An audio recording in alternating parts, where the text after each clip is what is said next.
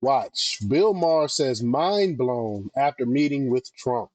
I think I watched probably about a minute of it myself. Very interesting. I thought this would be something to watch the rest of it with y'all. It's a pretty long video. It's 12 minutes long. I'm not even sure I'm gonna be allowed to keep this video posted, but I'm gonna shoot my shot and see what happened with this because I think everyone needs to hear his perspective on the meeting with him and Trump. You know, a lot of people on the left was against it. I don't know why you can't sit down and have a meal and conversate with someone you disagree with. It's ridiculous that the left do not allow any space for that. I'm glad it happened. I can't wait to hear what Bill Maher says happened. But before we get started, go ahead and hit that like button, share this out so we can get this information out there. Subscribe if you're not already a subscriber, and hit that alarm bell so you know when I'm putting out new stuff. Also, check out my link tree in the description. It has a link to my Patreon. That's where I talk about things that I can't talk about here. There's also a link to my Instagram and my X account, so follow me there as well. All right, so let's get into this news.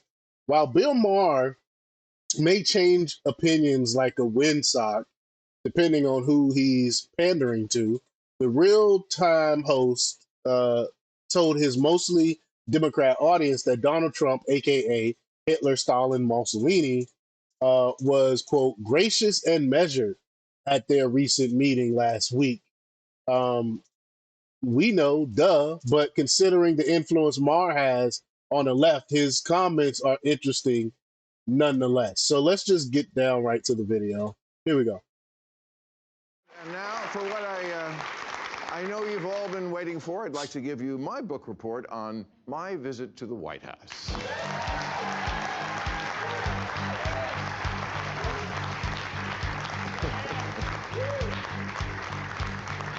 I'm gonna be pausing this as much as I can, so please, hopefully you don't mind too much the interruptions because I'm trying not to get that strike here. So we'll see. Here we go. Okay, as you know, 12 days ago I had dinner with President Trump, a dinner that was set up by my friend Kid Rock, because we share a belief that there's got to be something better than hurling insults from 3,000 miles away. And let me Agreed. first say that to all the people who treated this like it was some kind of summit meeting, you're ridiculous. Like I was going to sign a treaty or something. I have no power. I'm a fucking comedian, and he's the most powerful leader in the world. I'm not the leader of anything, except maybe a contingent of centrist-minded people who think there's got to be a better way of running this country than hating each other every minute. Right. So, thank you. So, okay, so meet up in person. Maybe it'll be different. Spoiler alert, it was. First good sign, before I left for the Capitol, I had my staff collect and print out this list of almost 60 different insulting epithets that the president has said about me. Things like stupid, dummy, lowlife dummy, sleazebag, sick, sad, stone cold crazy. Really a dumb guy, fired like a dog, his show is dead. There's 60. I brought this to the White House because I wanted him to sign it, which he did. That is so cool. All the things the president called this man, he took it to the White House and got him to sign it. One thing about Trump, though, I mean, he speaks his mind. He'll tell you how he feel, and it's refreshing. And when it comes to a politician, because he's authentic, whether you love him or hate him, he's authentic. He's Trump through and through.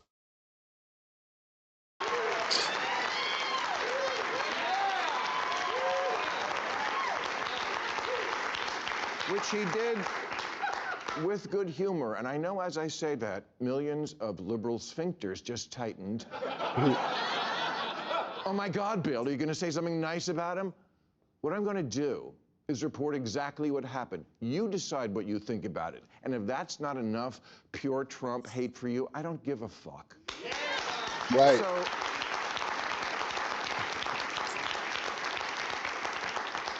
So no, I didn't go MAGA. And to the president's credit, there was no pressure to. After we left the Oval Office, he showed me the little room off the office, you know, the one where Clinton used to. Okay. The blowjob room, okay? Well, not anymore. That's where they keep the merch now. It is. And, and he gave me a bunch of hats, but he didn't ask me to take a picture in one, which I appreciated.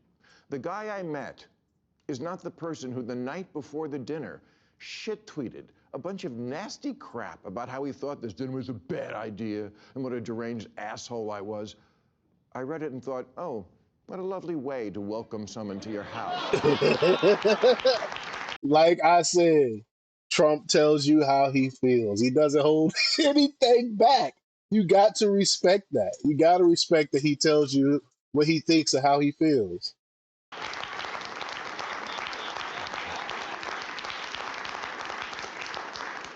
But when I got there, that guy wasn't living there. Now, does Trump want respect? Of course, who doesn't?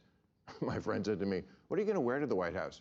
I said, I don't know, but I'm not going to dress like Zelensky, I'll tell you that. Right? What an asshole. I mean, who goes sit before the most powerful person in the world where most people dress formal and dress like that? Just disrespectful too. He was so disrespectful.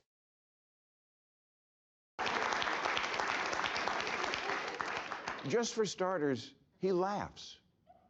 I'd never seen him laugh in public, but he does, including at himself. And it's not fake. Believe me, as a comedian of 40 years, I know a fake laugh when I hear it. And I thank you for them. No.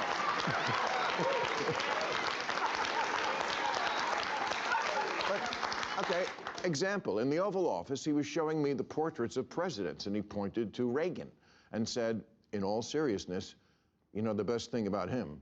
His hair. Facts. I said, well, there was also that whole bringing down communism thing, waiting for the button next to the Diet Coke button to get pushed and I go through the trap door. But no, he laughed, he got it. I said to him at one point, Mr. President, you know the dog, that's unusual in the White House. He said, well, a lot of the presidents, they had a dog for political reasons. I said, no, people love dogs, that's what that is. Oh yeah, okay, that's true.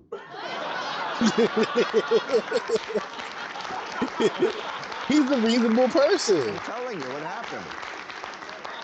At one point, we were walking through his amazing, it is an amazing tour of the whole house. And I don't remember exactly what we were talking about, but it must have been something with the 2020 election because I know he used the word lost. And I distinctly remember saying, wow, I never thought I'd hear you say that.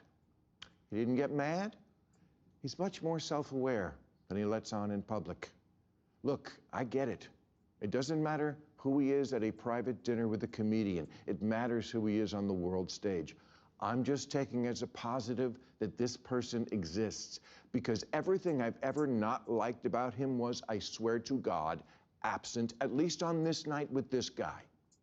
Bob, Kid Rock, told me the night before, he said, if you want to get a word in edgewise, you're going to have to cut him off. He'll just go on.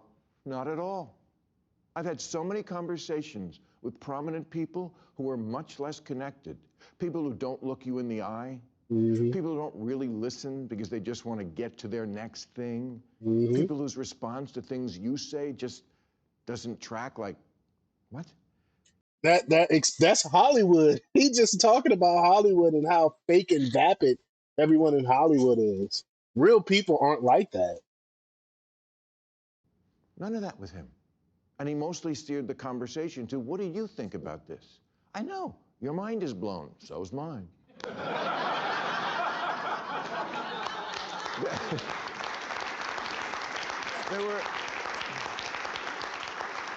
There were so many moments when I hit him with a joke or contradicted something, and no problem. At dinner, he was asking me about the nuclear situation in Iran in a very genuine, hey, I think you're a smart guy, I want your opinion sort of way. And I said, well, obviously you're privy to things about it I'm not, but for what it's worth, I thought the Obama deal was worth letting play out because we made Iran destroy 98% of the uranium and they were 15 years away from a bomb. And then I said to him, but we got rid of that. You got rid of that. He didn't get mad or call me a left-wing lunatic. He took it in. I told him I thought parts of his plan for Gaza were wacky, but that I had supported him in the idea that Gaza could be Dubai instead of hell. I told him he was wrong when he tweeted the night before that I was critical of all things Trump. Not true. Check the tapes. Moving Israel's embassy to Jerusalem, loved it. The border did need to be controlled. I'm glad the cops are getting their morale back. DEI had gone too far. Biological men shouldn't be playing women's sports. Europe should pay for their defense. And of course, it makes sense that Arab countries should take in Arab refugees, like the million Syrians who wound up in Germany when Saudi Arabia took none. He said to me, "You're right, they took none." That's all sensible stuff. But the majority of the left don't feel that way. That's what he fails to realize. Bill Maher, just by those statements there, you are considered a right winger, even though we know you're not, even though most Americans know you're not. But the Democrat Party, those things you just named are right winger ways of thinking for some odd reason, even though those are sensible things.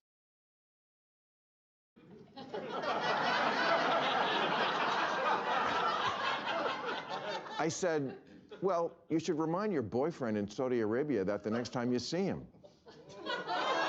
Mm-mm.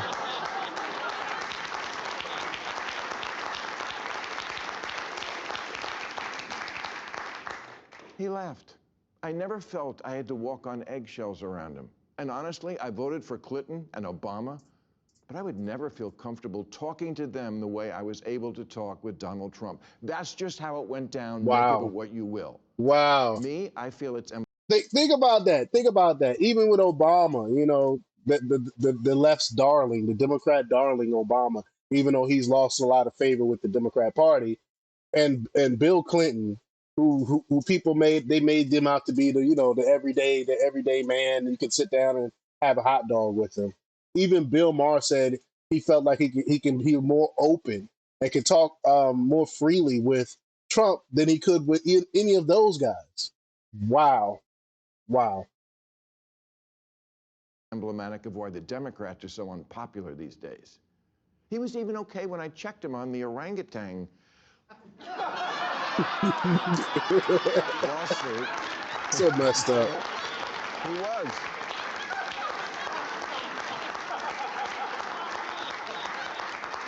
I know.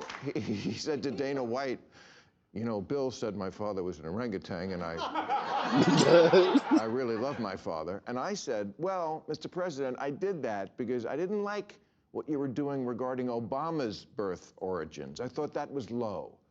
Again, no anger, just a little smile as if to say, yeah, I get it.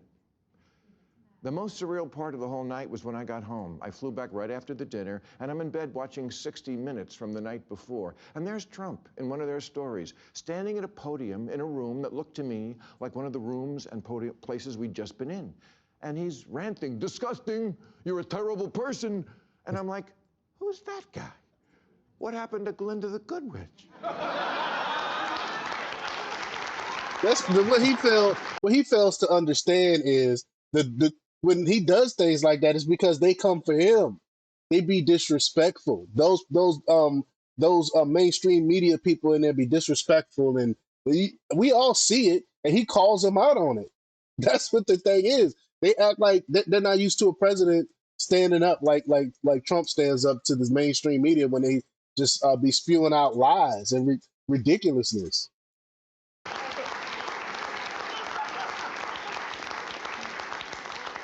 And why can't we get the guy I met to be the public guy? And I'm not saying it's our responsibility to do that. It's not. I'm just reporting exactly what I saw over 2.5 hours. I went into the mine, and that's what's down there. A crazy person doesn't live in the White House. A person who plays a crazy person on TV a lot lives there, which I According know to is you. fucked up. It's just not as fucked up as I thought it was. And I have no illusions now that I'm back to work at my job that he might start a new list. Yeah. You talk trash, he gonna come for you. It is what it is. That's that Queens in him. You Trump, you come for me, I'm gonna come for you. That's that Queens in him. He not just gonna sit there and lie down and let you talk smack and not come for you. Because I don't have a good feeling and will be critical about a lot of what he's doing. The trade war and disappearing people, ruling by decree, threatening judges, gutting the government with He glee. didn't threaten the I also judge. think he now understands I have a job to do, or at least he did on this night, because he said to me early on that he'd seen our last episode, which was the Friday before this dinner. And he said, I thought maybe you'd be nice, but you hit me really hard. I did, because I'm not going to pull my punches that presidents get to propose a third term for themselves. He understood that, and without animus. That doesn't mean he's not going to try to do it. At one point, I said to him, you're scaring people. Do you really want to be scaring your own citizens so much? And I know now you're all saying, and what did he say to that? Honestly, I don't remember. But it wasn't, okay, I'll stop. So MAGA fans, don't worry. Your boy gave me nothing. Just hats. Hats and a very generous amount of time and a willingness to listen and accept me as a possible friend, even though I'm not MAGA, which was the point of the dinner. My Yep. favorite part of the whole night was we were standing in the blowjob room. We were. And he said, you know, I've heard from a lot of people who really like that we're having this dinner. Not all, but a lot. And I said, same. A lot of people told me they loved it, but not all. And we agreed. The people who don't even want us to talk, we don't like you. Don't talk, as opposed to what? Writing the same editorial for the millionth time and making 25-hour speeches into the wind? Right. Really, that's what liberals have? He takes the piss out of everybody else and we can hold ours? Cory Booker shot 24-hour speech, 25-hour speeches. Big head Cory Booker. And people and the thing is they feigned like it was so amazing. Oh my gosh, he stood up for something, and we're finally seeing Democrats standing up. He did a 25-hour speech filibuster for no reason. There wasn't even a bill or anything he was filibustering for. It was performance art is what it was. He gave him a shot. That's a huge shot to Cory Booker. Okay, that's my report. You can hate me for it, but I'm not a liar. Trump was gracious and measured, and why he isn't that in other settings, I don't know, and I can't answer, and it's not my place to answer. I'm just telling you what I saw, and I wasn't high.